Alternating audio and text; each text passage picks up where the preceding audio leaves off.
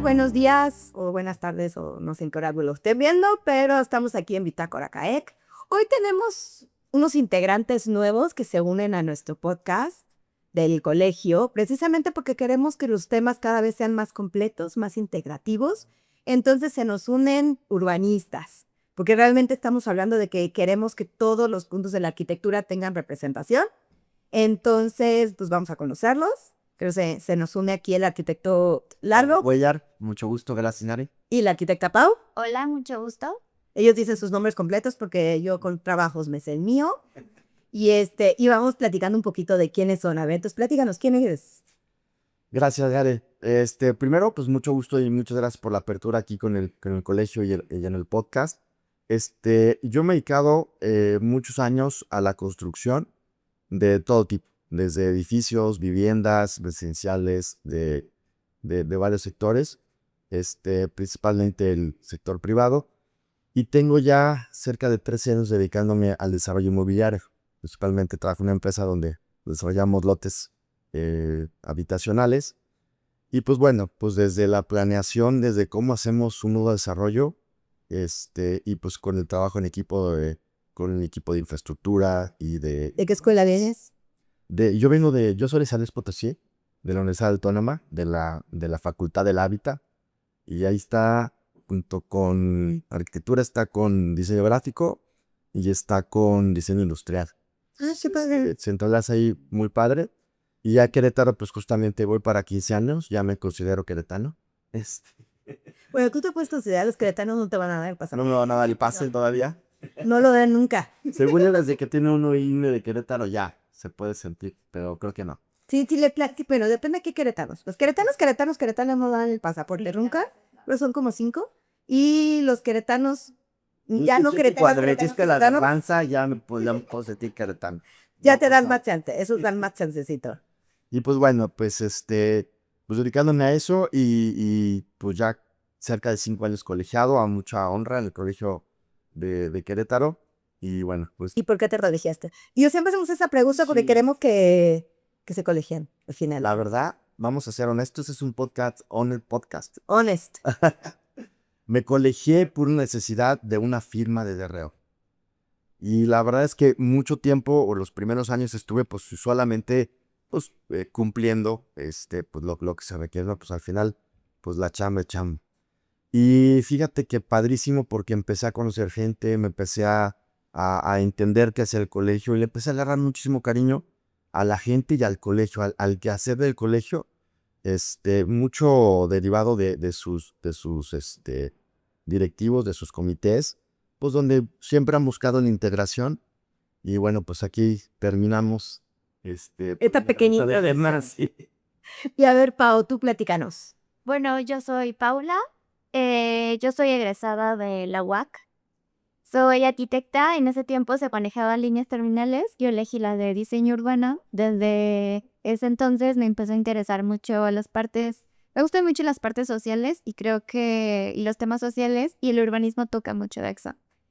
Después salí, egresé, como todo en prácticas profesionales, fui residente de obra en naves industriales, también fui dibujante de instalaciones y seguí mi trayectoria en el servicio público.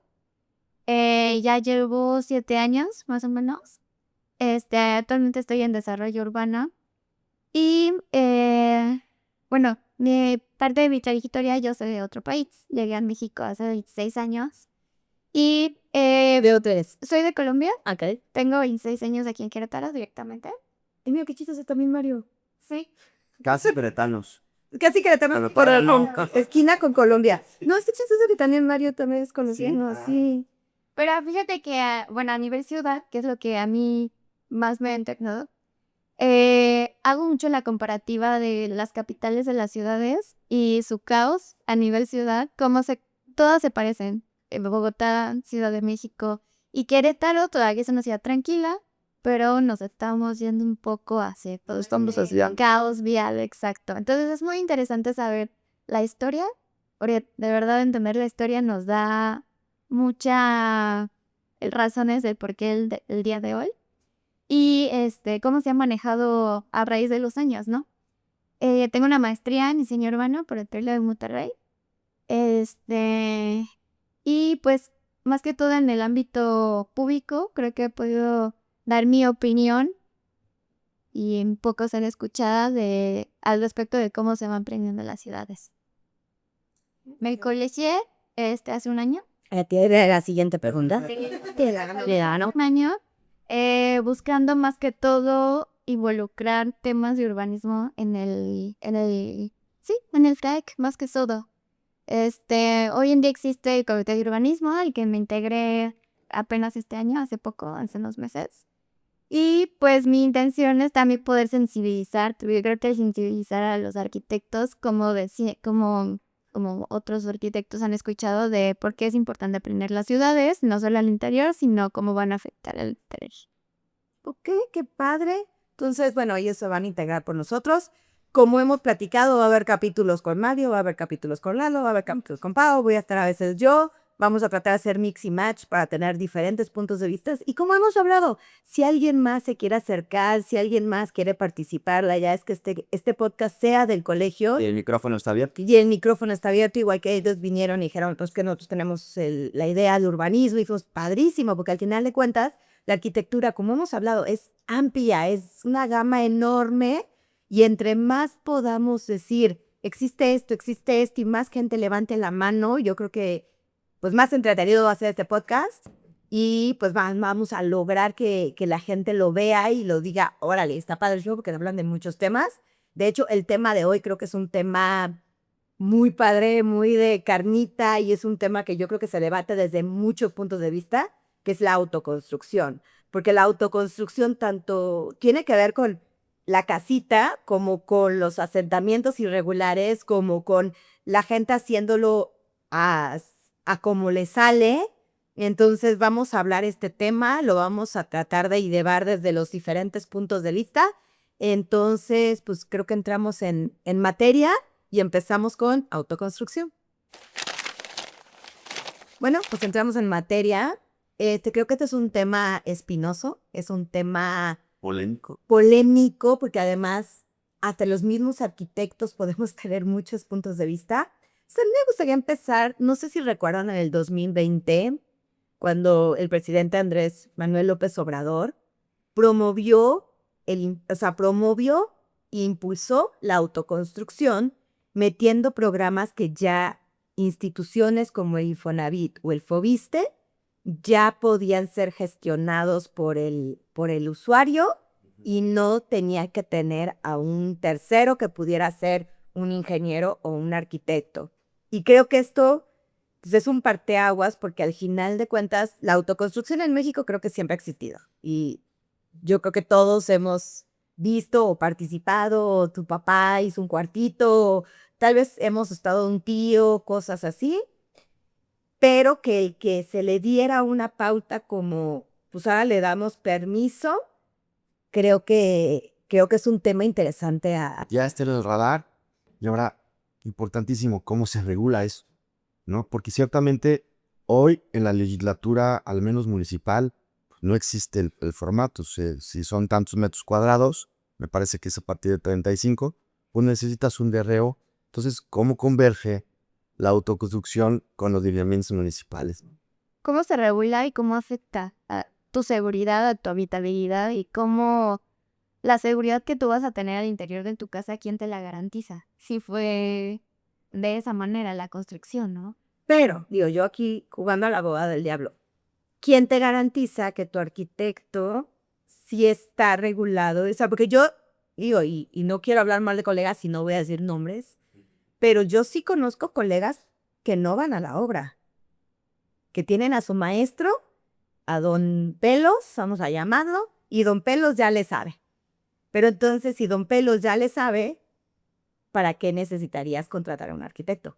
Y creo que por eso lo quiero mandar como un tema espinoso, porque creo que la autoconstrucción, mucha gente puede juzgarla, pero creo que marca un problema que tenemos como sociedad. Hay una necesidad. Claro. Una, ¿cuántos arquitectos nosotros mismos conocemos que quieran cobrar lo que cobrarían para hacer una casa en Lomas de Casablanca, en Menchaca? O sea, porque ¿cuánto te van a pagar por hacer estos cuartitos, este pie de casa. ¿Cuántos arquitectos dirían, sí, yo le hago el proyecto, yo le hago la construcción, qué porcentaje cobrarías? Claro. Ahora, hay algo importante también. El arquitecto a lo mejor no fue la obra, etcétera, pero sí tiene una responsabilidad jurídica. Ese es otro punto. O sea, pase algo o no pase algo, hay un responsable y hay a quien llamarle si es que pasa algo. En la autoconstrucción, ¿a quién le llamas? No. ¿Por qué teóricamente en la autoconstrucción hay o no hay una persona que firmó? No, Digo, y punto, le ¿no? estoy dejando Sí, un al punto. aire, ¿no? entonces, Sara, yo me iría un poquito atrás. Aparentemente no. ¿Por qué hiciste la autoconstrucción? ¿Por qué se fue de esa formalidad? Porque es como cuando vas al doctor y tú te autorrecetas. ¿Quién te garantiza que tú te medicaste de la manera adecuada? Yo creo que la autoconstrucción también viene de una informalidad o de unos precios que no han sido accesibles para la mayoría. Entonces, desde ahí podemos partir de dónde nace y el por qué. Precios, formalidad del arquitecto y del ingeniero, costos. Entonces, irnos un poco de lo técnico, que es importante, y de lo jurídico, pero sí de la raíz de todo esto. Claro, de que está fallando el sistema que crea esa necesidad y pues hay que resolverla. Al final de cuentas la necesidad existe. Y creo que mucho tiene que ver con la parte económica y el desconocimiento. A lo mejor la persona que vive en una colonia popular, pues oye, no me va a alcanzar para el arquitecto, me va a alcanzar apenas para el cuarto. Es más, pues mi vecino le sabe y entre los dos lo levantamos, ¿no? Es algo muy común. Bueno, algo que en el programa, de hecho, cuando se lanza, se dice que querían reducir la corrupción vinculada a intermediarios ¿Y a intermediarios a qué se referían? ¿Al arquitecto o al ingeniero? o al que hacía los trámites, porque también existía todos conocemos el sistema del coyote, ¿no? Sí existía sobre todo en Infonavit, existía el que te hacía el trámite, que no necesariamente era el arquitecto, que no necesariamente era el ingeniero, sino era uno que ya le sabía los trámites, ¿no? Que muchas veces cobraba por hacer estos trámites, y siento que ahí entra también muchas veces en la autoconstrucción, si tú quieres ir a hacer tus trámites, ¿qué tanto le vas a saber a la parte técnica?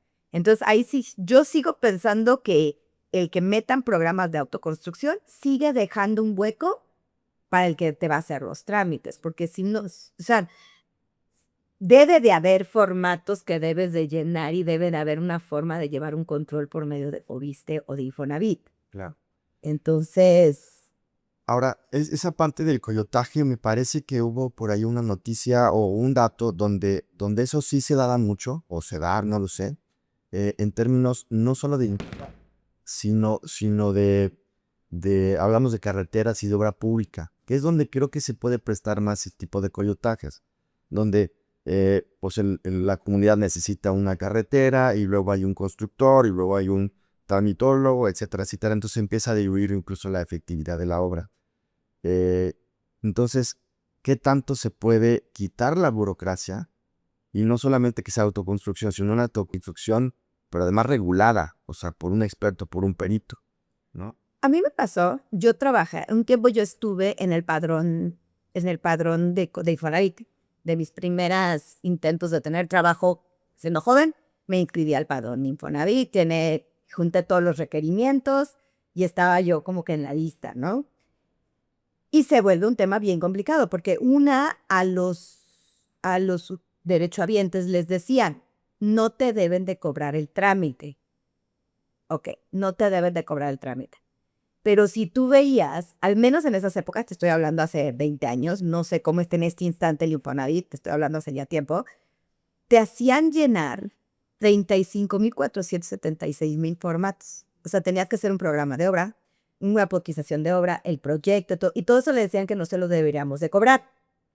Y entra un tema interesante porque tú dices, bueno, ok, ¿y yo cómo gano dinero? Claro. O sea, porque al final de cuentas, tú como arquitecto, yo creo que nos apasiona nuestro trabajo, nos gusta nuestro trabajo, le podemos poner todas las partes padres de nuestro trabajo, pero también lo hacemos para ganar dinero. O sea, queremos comer, si tenemos hijos. Uno se acostumbra a comer. Uno se acostumbra, y 3 veces al día, o sea, cuando uno anda ambicioso, Entonces, yo la verdad es que terminé saliéndome de este trabajo porque además te decían, es que no puedes escoger a tu cliente.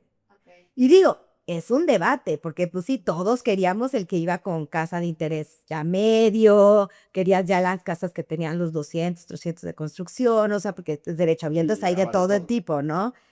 Pero cuando te llegaban los de 40, 50, 100 metros cuadrados, así de todo ese papeleo para 100 metros cuadrados de construcción, Claro. ¿Sabes qué? Antes de la construcción, creo que también es importante aclarar que los arquitectos están capacitados para saber temas de normativa. Entonces, al saber en qué uso de suelo estás construyendo, al saber qué es lo que vas a construir, cuántos cajones de estacionamiento tienes, em, hasta qué altura, qué coeficientes, todo eso también es un precio intangible que existe y por lo que tú cobras. Porque no es solo la gestión de un trámite, es la gestión del trámite correctamente. Entonces, antes de la construcción y sabiendo ya la normatividad, eso le garantiza a tu cliente, perdón, la certeza de que vas por el camino correcto. Entonces, yo creería que entiendo que el coyotaje se vio muy lucrativo en este aspecto, pero no creo que el coyotaje siempre haya sido con personas que tuvieran el criterio correcto de la normativa y hacia dónde iban para su cliente. También el chiste es no darles 1000 vueltas en alguna oficina del ámbito público, sino el chiste es, vamos a ir por este camino, te va a costar tanto, pero te garantizo que vas a salir bien.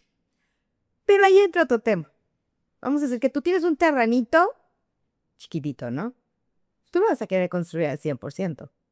O sea, el CAS, el COS, el CUS, todo ese tipo de reglamentaciones, pues no las vas a querer cumplir porque dices, pues si yo tengo mi terrenito Claro, quieres sacar el mayor y provecho. le quiero sacar el mayor, porque yo creo que también ese es un punto súper importante en la autoconstrucción. Porque si tú haces algo regulado, pues obviamente tienes que dejar un estacionamiento al tienes que dejar... ¿Autoconstrucción significa que no está regulado? Es una pregunta que queda al aire. Sí, O sea, ¿qué significa autoconstitucionalmente? ¿Que lo va a hacer y gestionar solamente el propietario o que no va a pasar por ninguna regulación? digo, porque nosotros, yo creo que cualquier pueblito, cualquier área no tan urbanizada, que donde pueda haber inspectores y cosas así, ves cosas que construyen el terreno al 100% y además le echan 4 pisos arriba. Que eso en ninguna normativa y en ninguna reglamentación pasaría, pero el usuario dice, pues sí, pero aquí vive mi tío, mi hermano, mi primo y cada quien tenemos un piso y así sí cabemos todos en el terreno, ¿no? ¿Y cómo empieza a impactar todo esto en la planeación urbana? Porque no es solo la casita, ¿no?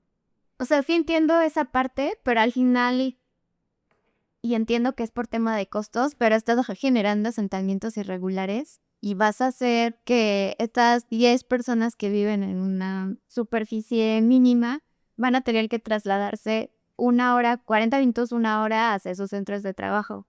Entonces, al final es un tema muy complejo, viene desde algo muy chiquito que va a impactar a todo, que incluso afecta a temas de habitabilidad, de traslado, de movilidad, pero justamente yo creo que la autoconstrucción es algo que no está regulado. Pues que, ¿sabes qué? Si tú lo ves, vamos a decir, como lo de la movilidad y todo, aulas planeadas no están planeadas. O sea, ¿cuántos fraccionamientos, sobre todo de interés medio abajo, los ponen en la super periferia y los ponen sin camiones, sin escuelas? Sí, entonces venden estas casitas de pie de casa que después se vuelven pues, tierra de nadie porque la gente no puede vivir ahí. O sea, entonces, como que podríamos decir, es que son los irregulares los que causan o que tienen estos problemas, pero hay muchos regulares que podemos ver hasta aquí en Querétaro que quedaron en la mitad de la nada, que no tenían luz, que no tenían agua y se supone que son regulares porque son de constructora, son con permisos. Regulares, pero no necesariamente bien planeados. Bien Donde planeados y tampoco entregados al municipio. O sea, ese es otro tema, porque puede que sí, inicialmente hubo un acercamiento, pero al final no se concluyó. Y es donde entra como estos conflictos. Quedan en el limbo. Quedan en el limbo, exactamente. Pero quedan en el limbo medio legal. Porque tuvieron permisos para vender, tuvieron permisos para iniciar el desarrollo. No siempre. Al menos las constructoras, al menos para empezar a construir, pues tienen que tener un mínimo No listos de todas. construcción, ¿no? Licencia de construcción, pero no todas tienen permisos para vender. Y de todos modos venden. Que ese es otro tema aparte, ¿no? Pero no todas, o sea, no todas están reguladas. Por eso te digo de Mitad de cosas. Sí, es una cadena de muchas cosas al final. Ahora, la autoconstrucción está para quedarse, ¿no? Estamos de acuerdo que no va a dejar de existir. Entonces, ¿qué hacen? O sea, ¿cómo agarras ese paquete y ahora darle forma, ¿no? Porque, pues, evitarla está, pues, no decir imposible. Sí, porque otra parte que él tomaba, y bueno, cuando se enseñó este proyecto, era impulsar empleos locales al contratar directo trabajadores y la compra de materiales. Entonces, habla de que, pues, impulsar la economía desde la economía pequeña, digamos, ¿no? Del cuartito, La cosa es, yo creo que una de las partes que se tendría que saber, y no sé si en el programa porque no me he metido a ver ya es hasta qué tamaño. Claro. Porque no es lo mismo hacer la autoconstrucción del cuarto. O también, justo, Peite, como tener el contexto completo de por qué sale este programa y hacia qué sector está enfocado. Porque sí creo que se va hacia un sector que es necesaria la autoconstrucción, tal vez por tema de costos, pero también entender el contexto del programa, el por qué salió este programa y a raíz de qué salió. No sé si pudieras como darnos un poco más de información. Digo, yo saqué algunos datos en México que se me hicieron interesantes. Aproximadamente el 62.8% de la vivienda en México es autoconstrucción. Estamos hablando, ese es un número elevadísimo. Elevadísimo. O sea, más del 50%. Entonces, no estamos hablando de que solo sea autoconstrucción en vivienda popular. Esto incluye clase media y digo, yo lo puedo decir, mi papá cuando se aventó la ampliación de su casa, pues, Por la libre. o sea, al principio tenía un arquitecto, el arquitecto empezó a cobrar de más, empezó a haber conflictos, empezó a ver los típicos temas con el arquitecto y terminó con el albañil y mi papá dirigiendo al albañil. Y creo que ese es muy común, o sea, no creo que esté algo muy aislado. Yo he escuchado, te digo, ahorita estoy reparando un edificio precisamente que tuvieron un arquitecto, luego tuvieron un ingeniero, porque tuvo 3 etapas, y dice que el que le resolvió la mayor parte de los problemas fue Don Greñas. Digo, al final la experiencia de los albañiles, la verdad, nos respetos porque, pues sí, o sea, como arquitecto tenemos la teoría, pero la experiencia es lo que te deja todo el camino abierto. Y creo que ahí viene desde las escuelas. O sea, cómo se enseña la arquitectura todavía. ¿Cómo se enseña y cómo perciben los ciudadanos, o sea, la gente común, al arquitecto? O sea, y por lo que entiendo, no lo percibe como una necesidad, tal vez hasta como un lujo, un gasto adicional. Entonces, por lo que menos quieres es un gasto adicional. Entonces, ¿cómo se puede sensibilizar donde sí se puede aplicar que sí ocupa un arquitecto? Es que creo que ahí donde entran los programas, o sea, los espacios como el Colegio de Arquitectos y estos podcasts. O sea, explicar que no es que no puedas hacer la obra, sino es que tu obra realmente cumpla muchas otras cosas que no sean nada más que no se caiga, sino que no esté bien caliente, que tenga materiales que van a durar en el tiempo, que tenga una infraestructura, una orientación que haga que tu casa no tenga que tener aire acondicionado o no tenga que tener peo. ¿Cuántos arquitectos conocen que de veras cumplen todas esas capacitaciones, no? Entonces creo que es un tema global muy complejo por esto. Pero vamos a tomarnos un pequeñísimo break y regresamos con estadísticas para que las podamos ahí rebotar. Perfecto. Gracias. Gracias. Ok, entonces, vamos a hablar un poquito de estadísticas. Algo que yo encontré es que en lugar de ir bajando, desde el 2020 ha subido el 62% la autoconstrucción en México. Entonces, realmente estamos hablando de que no es algo que vaya para abajo, sino es algo que va para arriba, lo cual significa que casi 6 de cada 10 casas que se hacen en México se hacen por medio de autoconstrucción. Con mayor razón, ¿qué hacemos con todo ese paquete, no? ¿Qué hacemos? Y sobre todo, ¿cómo impacta al gobierno, al municipio, porque puede generar problemas. A veces hasta los asentamientos, pues, deslizos, como decías hace rato, ¿y cómo piensan abordarlo? No, y porque además algo que es interesante es que en promedio estas viviendas en autoconstrucción tardan 10 años en completarse. O sea, O sea, construyen lentísimo. Pero es que no creo que la autoconstrucción la puedas eliminar, pero sí la puedes mejorar. Puedes mejorar en tiempos. No sé si esos 10 años valieron la pena en cuanto a costos, por ejemplo, ¿no? O sea, si haces ya al final una fórmula final, ¿cuánto te costó tardarte 1 año, 2 años con un arquitecto a tú mismo en 10 años, ¿no? Al final, ¿cuál fue el costo real?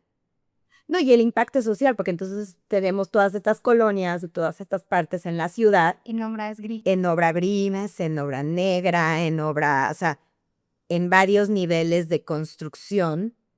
Y pues entran también servicios de salud, o sea, porque mucha de esta gente vive en estas casas mientras están en obra negra. Claro. Pues es que justo creo que mejorándola sería integrándole un poco a políticas públicas, pero también entendiendo y dando a entender hacia la ciudadanía la importancia de los ingenieros, de los arquitectos y la importancia de estar colegiados, porque ¿qué es lo que te ofrece el colegio a ti como profesionista que vas a dar el servicio al exterior? ¿Qué es lo que te ofrece y qué ventanas te da sobre los demás? También hay otra cosa que creo es importante, porque muchas veces estos 10 años que se tardan en construir es un tema económico. A lo mejor el que va a construir, pues no se tardó 10 años por gusto o por falta del arquitecto. ¿Qué tal que es porque, pues hay como va comprando 3 ladrillos y le va pegando? O sea, también eso es un tema importante. El factor económico, cómo impacta en esta parte. Y creo que mucho tiene que ver con eso. Se tardan mucho tiempo porque van poco a poquito comprando material, etcétera. Pues un arquitecto, pues no te va a esperar 10 años para la construcción de la ampliación. Porque otra vez, los arquitectos no lo hacemos de hobby. Digo, existirá alguno, pero en general, Si no es sustentable, tardarte 10 años en una construcción. Entonces el cliente dice, pues, bueno, no cliente, va, todavía no es cliente. no es un fenómeno que existe. Las personas pues dicen, bueno, pues la única forma que tengo de hacerlo. No, y por eso te digo que es un tema complicado porque se vuelve un tema de ciudad, se vuelve un tema del cuartito, se vuelve un tema de seguridad. No sé si vieron hace algunos meses esta casa que se le fue al ladito de la otra, se cansó y se recostó en la de al lado. Una ampliación, justamente. Es una creación. Lo interesante es que existía un arquitecto. Pues más. No fue en Querétaro y no era colegiado del CAE, No, eso no pasaría en el CAEC. pero sí existía un arquitecto y aún así hubo un tema de que no se tomaron en cuenta algunas consideraciones y pues se cansó la casita y se fue a acostar a su lado. Ricardo, la verdad es que también como arquitectos y como DROs tenemos una responsabilidad grandísima. Porque muchas veces el cliente dice, oye, te pago a ti arquitecto, pero ya no le voy a pagar al estructurista. Entonces, bueno, entonces, ¿cómo le ayudo para que? Pues no es ayudar, las cosas tienen que ser con cierto proceso por algo. Y pues ahí, como colegiados, pues tenemos esa responsabilidad también. No, y te digo, nos pasa yo creo que a todos los colegiados, los cursos. Ay, no quiero tomar tanto curso. Ay, ¿en qué tiempo voy a tomar tanto curso? Pero saber la importancia que tiene, De la porque capacitación. justo cuando hablaba sobre el costo a 10 años, bueno, también como arquitecto saber, oye, ¿sabías que existe un programa que te puedes asesorar para sacar recursos de este lado? ¿Sabías que podemos manejar planes de pago? Pero esto te garantiza que tu casa no se vaya a caer, esto te garantiza, justamente mi certificado de DRO, mi número de DRO, te garantiza que esto va a salir bien. Entonces vamos tal vez jugar un poco a la parte financiera para apoyar a nuestro cliente y decirle, no te tienes que ir a 10 años, hagámoslo de esta manera, solicita este apoyo, acércate a tal persona. Entonces también es un poco jugar el financiero con nuestros clientes, un poco ser transparentes de por qué la importancia del estructurista. Sí, también creo que tiene que ver con la confianza. Yo, la del mexicano, no sé cómo sea en otros países, pero la confianza del mexicano es monumental. No, hombre, no pasa nada. Sé que puedo y ahí ven, ¿no? Es un Entonces, ahora es un tema cultural. hay que cambiar también. Por supuesto. Bueno, es que es un tema porque este sector está creciendo y sigue creciendo. Entonces, ¿qué está haciendo la arquitectura formal? Y creo que ahí viene desde los colegios, porque creo que si se trata como un individuo, decir, no, yo como arquitecto voy a hacer 1 hora al año por beneficencia pública, va a estar difícil. Porque pues, todos trabajamos, todos queremos comer, como tú dices, el vicio de comer 3 veces al día, de querer traer ropa, pero creo que como colegio sí debemos de empezar a sentarnos y decir, ¿cómo podemos diseñar pies de casa que ya existan? Y que esta autoconstrucción pues pueda tener acceso a estos pies de casa ya diseñados por estructurista, ya calculados por instalaciones hidráulicas y sanitarias, ya con planos, porque al final de cuentas creo que es un sector que a veces también existe porque la arquitectura formal no le está dando una respuesta. Claro. Y justo usar este medio del podcast para discutir esto. Existen estas alternativas que no son costosas, que ya existen y que te van a garantizar esta seguridad. No es como el pie de plano que comentabas. O sea, no es necesario que contrates un nuevo arquitecto, vas a tener este documento, pero hay que darle difusión a lo que ya existe. De hecho, creo que hay que empezar por el programa, porque yo me lo aventé. Así, no sé si existe o no. Ajá. Así que me conste que el Colegio de Arquitectos existe. Bueno, y para ver si maneja alumnos, tengo entendido. Pues sería interesante como colegio, creo que, y digo, ahora sí debatiendo aquí los temas, ¿no? Desde el gremio, por ahí escuché hace no mucho, ¿cómo lo combatimos? Pues que no hay que combatirlo, hay que regularlo, hay que ver cómo sumamos pues, a la problemática, ¿no? Es que es eso, creo que no lo vamos a combatir porque existen circunstancias económicas, existen circunstancias Pero eso lo fomenta. de fomentarlo, existen, pues gente que como tú dices, compras un tabique y lo pegas, y compras 5 tabiques y lo pegas, o sea, y eso un arquitecto no va a poder decir, yo me espero a que compres 5 tabiques y voy y te superviso los 5 tabiques. Entonces, creo que es un problema global que tenemos que decir, ok, ¿cómo podemos ayudaros? ¿Cómo sumamos? ¿Cómo integramos el quehacer del arquitecto y del DRO a la problemática de la construcción? Ahí está el reto.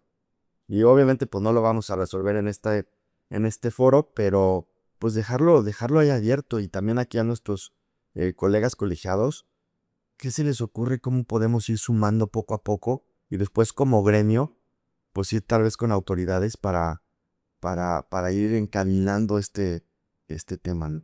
Es que es esta parte o sea, vamos a decir que todos, cuando hemos platicado, nos colegiamos por tener una firma muchas veces, por seguir creciendo con tu ámbito profesional. Para hacer networking, Ajá, los arquitectos.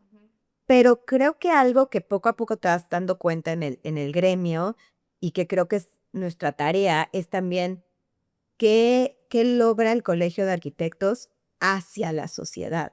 No tanto que puede darnos la sociedad a nosotros, sino ahora nosotros como gremio, también cuál es nuestra tarea, ¿no? O sea, porque al final de cuentas, ¿cómo podemos crear diseños que se puedan adaptar a una necesidad real que no vamos a cambiar porque además viene desde una educación, viene desde muchas cosas? ¿Cómo podemos hacer diseños que se puedan ir incrementando o puedan ir creciendo de acuerdo a las necesidades? ¿Cómo la podemos hacer accesible para que sea una respuesta real? Y creo que ahí podemos abrirlo a debate, porque yo no sé tú. Ah, no.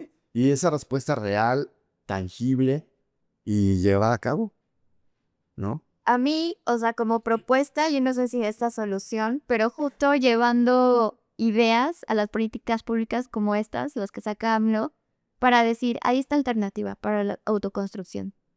Es lo que a mí se me ocurre. Esto es como colegio, podemos aportar alguna guía o manual que te pudiera servir para tú que quieres hacer tu casa en una superficie limpia. Entonces es como dar información sustentada hacia la ciudadanía. Porque lo que sí sé que hay en el CAEC, y digo, lo abro para que también más gente lo conozca, sí existen los programas de servicio social, sí existen arquitectos que los pueden apoyar, sobre todo darles recomendación y todo de la parte del servicio social, sí existen apoyos como para hacerles pues el pie de planos, sí se pueden imprimir planos, cosas así, porque creo que también es que abrir las puertas a que la gente se acerque. Creo que a veces los colegios pueden ser espacios que se sienten como muy lejanos, muy privados. O desconocidos, porque hay mucha gente que sin ser parte del gremio dice, ¿qué es eso? Y el colegio, ¿dónde están citados? Exacto. para que sí vaya para las asambleas y echar la celita. Sí, sí. Justamente, entonces es darle difusión de, tenemos estos espacios, tenemos esta información, podemos aportar en esto. Y que la mente lo sepa. O sea, cómo usar este canal de difusión para eso justamente. Sí, porque al final de cuentas creo que la autoconstrucción tiene muchos contextos en México. O sea, la realidad es que viene desde la desconfianza. El mexicano creo que en general es desconfiado. Como parte de nuestra idiosincrasia tendemos a decir, Desconfiar de las instituciones, de la parte institucional. no, y también la idea de, ay, ese ni sabe. O sea, yo sé más. Entonces creo... Confiar en uno mismo. No, pues no, a ustedes nos ha pasado que les cuesta mucho trabajo los prefabricados. El cliente, sobre todo los clientes mayores, es como de, no, a mí es de mi casa bien hecha. De puro concreto. Y bien hecha. O ladrillo rojo, ¿no? Porque es lo tradicional. Si no veo ladrillos y varillas, no está se bien. va a caer. Y que incluso puede ser un costo más elevado, porque justo esta parte prefabricada puede disminuir costos, pero también es, no sé, pudiéndolos invitar a, esta construcción se hizo de prefabricada, ¿cómo la ves? O sea, como invitarlos hacia otras obras y que conozcan que sí sirve y sí existe y funciona perfectamente y te implica esta reducción de costos y esto te va a ayudar en tu presupuesto. Entonces, es también un tema de informar a la gente de lo que existe, lo que ya hay y cómo les pueden ayudar. Y sí es un retote porque es una parte cultural. Yo sí he visto clientes que van y ven y dicen, sí, está muy bonito, pero yo la quiero adelantito. Pero O sea, son ladrillos. es un tema literal y no los vas a hacer cambiar tan fácilmente. Entonces, bueno, pues, ¿cómo sumamos a eso? Es que creo que está interesante lo que comenta Pau. No es contra el individuo, porque creo que reeducar al individuo es más complicado Sí. que tratar de sacar programas que abran la información a mucha gente. O sea, como tú dices, o sea, tal vez hasta nos toque como podcast y tal vez lo podemos tomar como proyectos futuros, es decir, ¿por qué el prefabricado sí? Claro. ¿Por qué la obra en serie sí? Con estas características, ¿no? Ciertas regulaciones, ciertas condiciones, puede ser favorable, ¿no? Ujú. Porque al final de cuentas creo que la vivienda en serie sí ha resuelto muchos problemas, pero también ha creado muchos problemas, ¿no? Porque el tejido social de una zona de vivienda en serie tiene que tener muchos análisis, que ahí sí entras muchísimo más tú como urbanista, porque no es nada más retacar de casitas. Claro. Brindarle espacios a esas casitas, espacios de esparcimiento, espacios de convivencia. Entonces, o sea, es un reto a nivel casita, a nivel ciudad, a nivel fraccionamiento y luego a nivel ciudad y luego juntan todo esto. Se va escalonando. Exacto. El reto crece. Sí, porque ya vi, bueno, no sé qué tanto conozcan los estudios, pero hay estudios súper interesantes de la violencia en la pobreza de ciudad y la violencia de pobreza del campo, por decirte algo.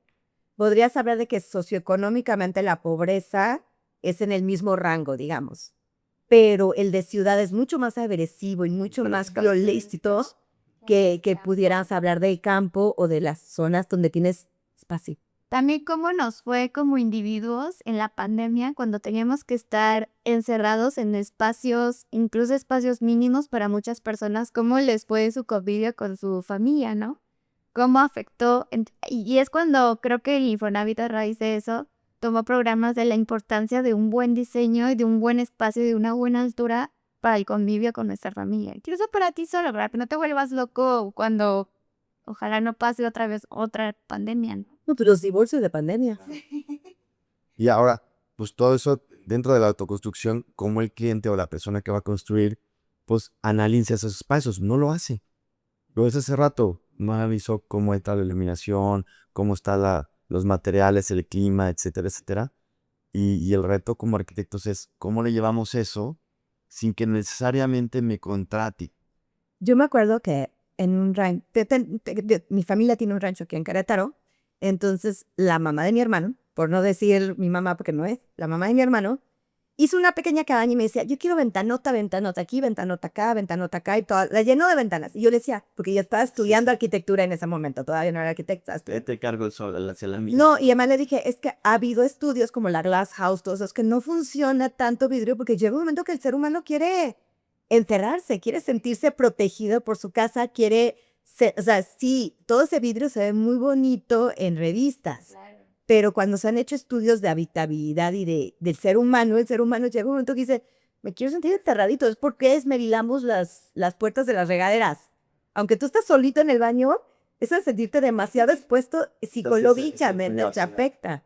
Y ella, no, yo estoy en la mitad de mi rancho y quiero mucho. A los 4 o 5 años empezó a cerrar ventanas. Lleno de cortinas todo. No, y empezó a cerrar ventanas porque decía, es que sí me siento expuesta, aunque estaba aislada, estaba en un rancho, estaba en un espacio, sí entra la psicología del usuario. El espacio afecta a la psique.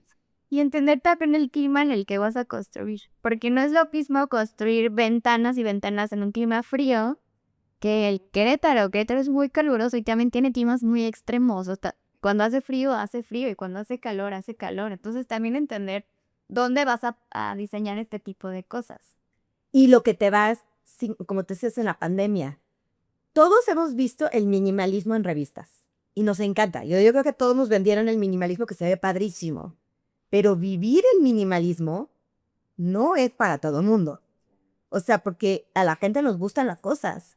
O sea, ya el ser humano, si te empiezas a tener que el juguetito, que el peluchito de tu recuerdo de niñez, que entonces... Y luego no se parece a la foto. Mi casa no se parece a la foto. No. Llena de cosas por todos lados. No, y el sillón blanco te das cuenta que ya no puedes subir los pies. Sí. Entonces... También la idea de vender en revistas es que me dar espacios reales, no espacios bonitos. Porque como dices, no va a ser lo mismo tener mi portarretratos en una repisa a que obviamente se ve padrísimo, todo liso, todo... Con uno. Ajá, con uno, con... Y el libro de arquitectura. Ajá, exacto. De revista. Justo también decir, a ver, somos humanos, somos súper distintos. Lo que tú ves que se ve hermoso no va a ser viable a la semana que tú estés habitando. Culturalmente, ¿cómo vives el espacio? Exacto. Y entendimiento de cada cultura. O sea, al final de cuentas, creo que aún el mexicano es muy diferente el mexicano de una clase baja a una clase media a una clase alta. Y aún entre la clase baja no es lo mismo uno de ciudad que uno de campo, que no es lo Un mismo. espectro amplísimo. Que ahí es donde yo creo que el arquitecto a veces se pierde lo importante que somos. O sea, que no es nada más que construyamos casas. Deberíamos de entender al ser humano, entender a tu cliente, entender sus necesidades, sentarnos. Digo, porque yo he visto arquitectos que así de, oye, quiero una cocina. Listo, ya te la estoy diseñando. Oye, pero no me has preguntado ni ¿Cómo cocino? ni cómo, Sí, si claro. cocino o no cocino, si me gusta o no me gusta. ¿Para eso era el programa arquitectónico? Toda la parte que nosotros no queríamos hacer en la escuela, que te la quería tratar de girar, luego entrar a diseñar. Directo al diseño, pero no, así no funciona. O no funciona correctamente. Sí funciona porque al final de cuentas, pues ahí está el espacio. Funciona, entre comillas. Y qué bonito madre. Sí. Y Pero entender las úsalo. rutinas también. No es la misma la persona que tiene que madrugar para llegar a las 7 de la mañana que necesita un buen microondas. No va a tener tiempo de tomarte el tiempo de picar, de cocinar en un sartén, a una persona que, no sé si es su horario laboral empieza a las 9, 10 de la mañana, tuvo una mañana productiva, tuvo el espacio y el tiempo de tener una cocina. Con un cafecito, la necesidad de su nicho en la ventana, tomar su cafecito de la miel. Justamente. Entonces, también entender la rutina de las personas, cómo van a vivir ese espacio. Y por eso creo que el fenómeno de la autoconstrucción pues se vuelve tan complejo. Y creo que no lo podríamos terminar en un programa. Factores que intervienen. Porque entra el factor humano, el factor económico, El social, el social, la ciudad, la educación. O sea, económico. como hablábamos, o sea, Le Corbusier dijo, sí, vamos a separar las ciudades. Y ahora nos hemos dado cuenta que hicimos unas ciudades de tráfico tremendas, donde los estilos de vida de la gente que vive acá, pero trabaja porque las fábricas están acá, pero para hacer el súper tiene que venirse acá porque todo lo separamos, muchas cosas. De repente dijimos, creo que no era tan buena idea separar las ciudades. Y entender el contexto histórico de cuándo llegaron cuál fue el auge de estos arquitectos, la era industrial, luego cómo se transformó, el porqué de las viviendas en Ceci. Entonces también es como entender un poco del todo. Y cómo, Los suburbios. exacto, y si eso se sigue aplicando hoy en día, existe la misma condición social que existía en ese entonces, va a funcionar. Entonces también tener como criterios de cómo aplicar todo lo que ya existe y que funciona en su momento y poder, no sé, preguntarnos si va a ser aplicable para hoy en día o si hay que transformar una que otra cosa, pero que siga funcionando con el mismo ejemplo original, por así decirlo. Yo creo que todas esas preguntas nos podrían llevar a la conclusión, porque creo que cerró muy bien con muchas preguntas que vamos a tener que... Y las que faltan. Y las que faltan. Entonces creo que tomamos un pequeño break con esto y con esto podemos entrar hacia la conclusión y empezar a hablar lo que nos llevamos cada quien de esta plática. Estamos aquí de regreso en Elmex, como siempre, en nuestra casa. Creo que no habíamos mencionado, pero ustedes ya saben que este es nuestro hogar. Y yo creo que vamos a empezar a cerrar aquí con el tema porque creo que nos podríamos echar 5 programas más y creo que es un tema que tal vez vamos a tener que retomar y tal vez traer a algunos especialistas en estos temas. Pero, ¿con qué te quedas, Pau? Bueno, la autoconstrucción no la vamos a eliminar, pero creo que la podemos mejorar, regular de alguna manera y aportar nosotros como colegio información, asesoramiento para todas estas personas que buscan esa alternativa para tener un hogar, que es para lo que creo que lo usan más que todo, para tener pues sí, un hogar o algún emprendimiento o algo que necesario que es para ellos, pero sí poderlo asesorarlos y llevarlos de la mano, brindarles consejos útiles. Entonces me quedo y cierro con que podemos aportar, asesorarlos y complementarlos con nuestros conocimientos. Lal. Mira, yo creo que me llevo algo y va a ser a lo mejor polémico. Yo tengo la certeza que la autoconstrucción se tiene que regular de alguna forma. O sea, no me parece que un tema tan relevante como el diseño de espacio, y es un tema patrimonial, no es como que hice un cuarto y mañana ya no. Es un tema, la gente lo hace patrimonial.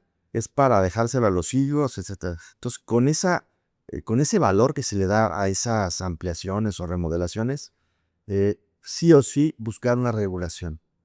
El reto está en que esa regulación sea accesible, sea permeable hacia toda la población. Y mucho también del reto del arquitecto en permear nuestras capacidades, nuestros servicios. Y a lo mejor eso, a lo mejor no se va a ver un DRO, pero sí, como tú decías muy bien, pues te puedo aconsejar. O sea, ¿cómo puede haber una consulta profesional? Que es algo que me parece que no existe o no se usa. No he escuchado a un colega que diga, voy a dar una consulta profesional. No, me encargaron un plano, voy a firmar un proyecto, etcétera, etcétera. Pero yo nunca he escuchado de alguien que diga, tengo una consulta profesional. Y podérselas acercar pues a todo el mundo, a toda la gente. Y ahorita que decías, la autoconstrucción sigue creciendo. Bueno, pues necesitamos seguir creciendo nosotros también como gremio, como arquitectos, y acercarnos a todo ese sector. Mira, yo me quedo con un problema que creo que en México y en el mundo está creciendo cada vez más. Es la accesibilidad a vivienda hoy en día. En Querétaro, al menos en específico, ya no encuentras casas de menos de 2, 3 millones de pesos. Esa es como el rango. Si tú tomas en cuenta una casa de 2 a 3 millones de pesos, estás hablando de que tienes que dar un enganche o un pago inicial alrededor de 400,000 pesos. ¿Cuántos mexicanos tienen la posibilidad de ahorrar 400,000 pesos para... Ese es tu primer golpe. Y de ahí, si tú sacas un crédito hipotecario, para los pagos que tendrías que hacer de 2 a 3 millones, estás hablando de 20 a 30,000 pesos al mes. ¿Y cuánto tiempo? Que vas a tener que estar pagando por los próximos 20 años. Para que te den un crédito de 20 a 30,000 pesos, estás hablando de que no debe de sobrepasar el 30% de tus ingresos. Entonces estás hablando de que estas personas tienen que estar ganando entre 60 y 90 mil pesos al mes. ¿Cuánta gente gana eso? En México, estadísticamente, estamos alrededor de 10 mil pesos al mes. Entonces, ¿qué vivienda le estamos dando acceso al 60% de la población en México? Entonces, por eso siento que la autoconstrucción es un tema que se tiene que unir al gobierno, se tiene que unir a programas reales y se tiene que unir a los gremios que construimos, porque ya hoy en día el acceso a una casa, porque además una casa de 2 a 3 millones suena como mucho dinero, Pero no es tan grande. pero en espacios ya no es tan grande para una familia promedio de 2 hijos, papá, mamá. Entonces creo que estamos hablando de que desde el conocimiento de la realidad, de si tú tienes que ganar de 60 a 90 mil pesos, se supone que económicamente debes de estar en un rango medio a alto en la población. Pero la casa a la que puedes accesar es de medio a medio bajo. Entonces, hay como una discrepancia que cada vez está aumentando más, donde ya ni siquiera estamos hablando de un nivel económico bajo. Estamos hablando que un nivel económico medio a medio alto tampoco está pudiendo accesar a comprar casa habitación en el mercado que estamos viviendo real, ¿no? Hay una disparidad y poca congruencia. Entonces, la mayor parte de la gente que tiene una casa propia es o porque pudo accesar a estos programas de gobierno, Fobiste, Infonavit, ese tipo de cosas, le heredó, sus papás se la dejaron, sus abuelos, alguna cosa de estas. Tienen los ingresos. O tiene los ingresos, lo cual ya lo reduce bastante, o renta. Claro.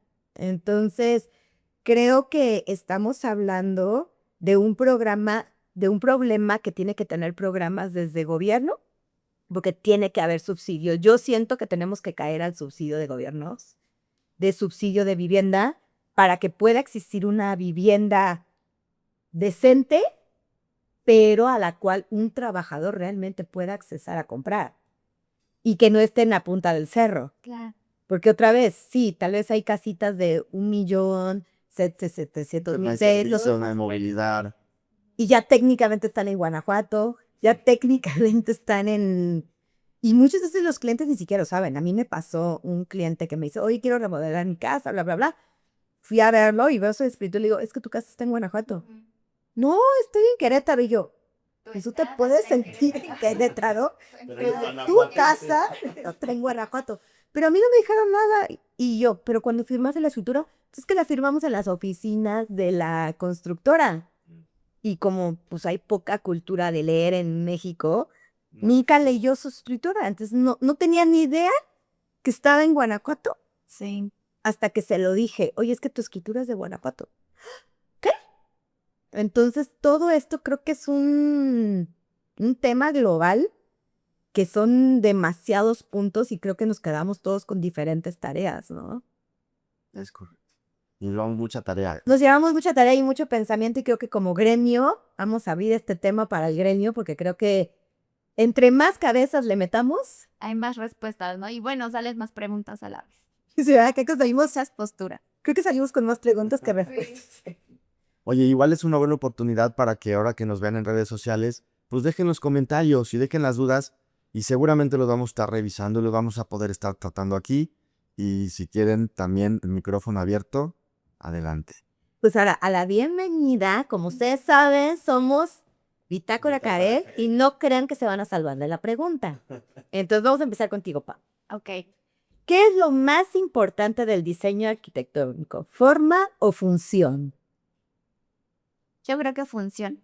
Porque la función va a determinar cómo vivo un espacio y cómo me acomodo en él. La forma se va a ver muy bonita, pero tal vez no pueda que no funcione hacia mis necesidades realmente. Ok, entonces tú te vas a los funcionalistas. Sí. ¿Puedo? Si quieres colaborar, adelante. Es que yo creo que van de la mano.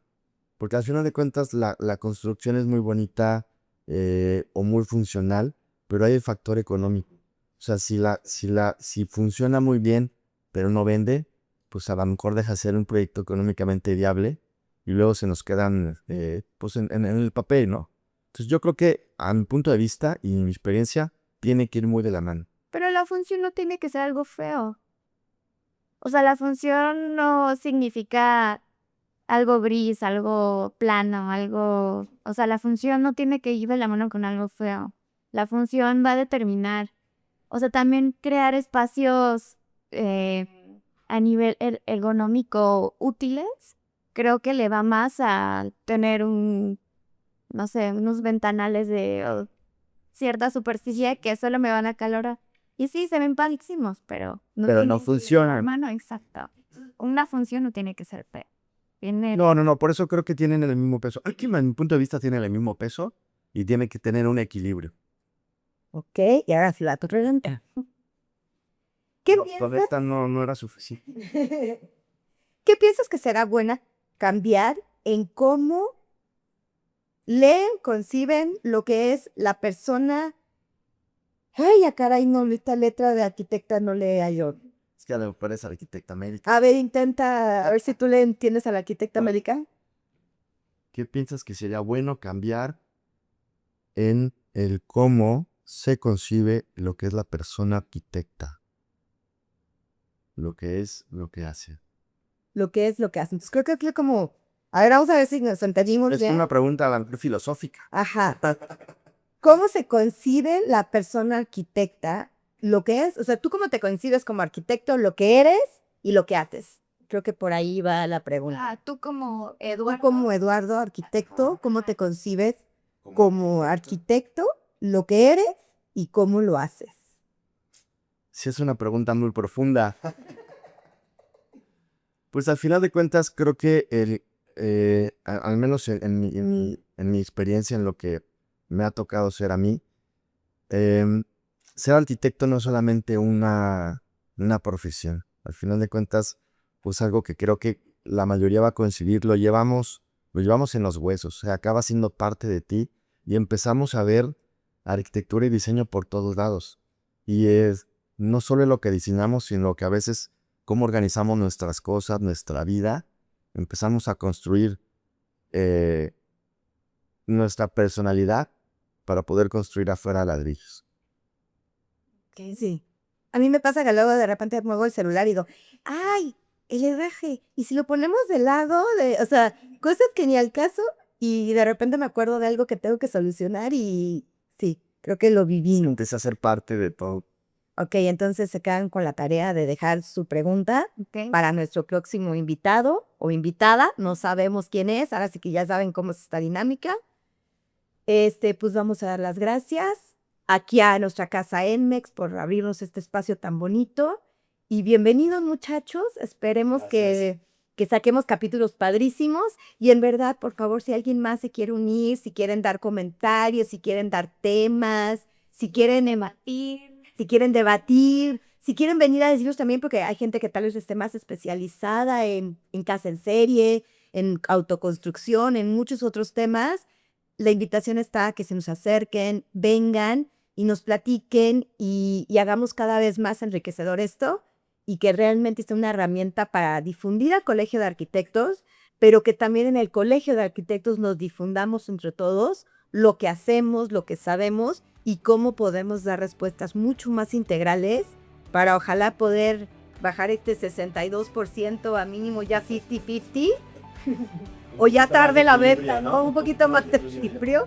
O darle la vuelta. Esperemos algún día realmente se vea la profesión del arquitecto como algo tan necesario que aunque tenga que hacer ese esfuercito extra, digas, me va a redituar y va a valer la pena, ¿no? Yo me quedaría con eso. Sí. Gracias por la invitación. Estuvo muy padre y pues sí, invitarlos a que también podamos poner en la mesa otros temas relevantes. Pues gracias y nos vemos en el próximo episodio. Buenas tardes.